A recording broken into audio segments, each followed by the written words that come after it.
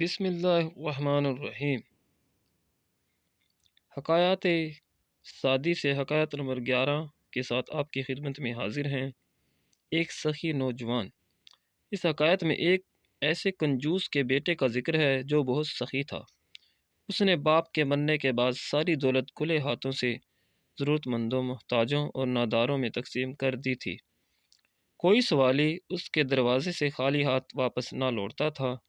اسے باپ کی دولت یوں دونوں ہاتھوں سے بانٹتے دیکھ کر ایک خیر خواہ نے مشورہ دیا، برخوردار، برا نہ ماننا، باپ کے چھوڑے ہوئے مال کو جس طرح تم خرچ کر رہے ہو وہ بالکل غلط طریقہ ہے۔ اس طرح تم تو جلد کنگال ہو جاؤ گے۔ کیا تم نے ایک ماں کی اپنی بیٹی کو نصیحت نہیں سن رکھی؟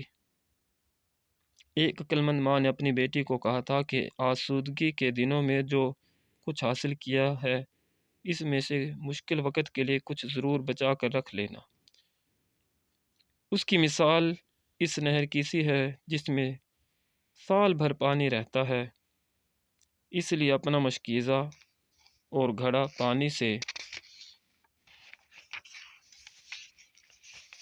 بھر کر رکھنا۔ اس نوجوان نے اس ناسے کی باتیں بڑے غور سے سنی مگر اسے اچھا نہ لگا۔ اس نے اس نصیحت کرنے والے سے مخاطب ہو کر کہا، جس دولت کو بچا کر رکھنے کی تلقین کر رہے ہو اس کے بارے میں میرے باپ نے مجھے بتایا تھا کہ اسے اس نے اپنے باپ سے یعنی میرے دادا سے حاصل کیا تھا۔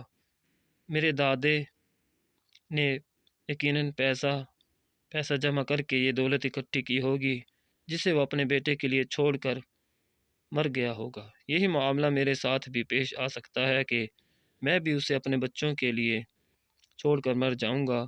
جب صورتحال یہ ہو تو کیوں نہ اسے اپنے ہاتھوں سے خرچ کیا جائے اور مستحق لوگوں کو اس کا حصہ اپنے ہاتھ سے پہنچا دیا جائے۔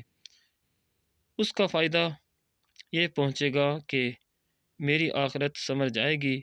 اس حکایت میں شیخ سعدی رحمۃ اللہ نے کنجوسی اور فیاضی کا تقابلی جائزہ لیتے ہوئے سخاوت کو سراہا ہے۔ سبق: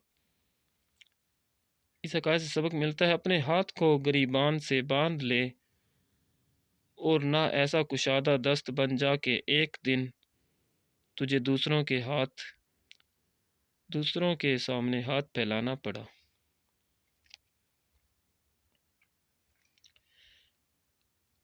اس حکایت کے ساتھ ہی اجازت چاہتا ہوں۔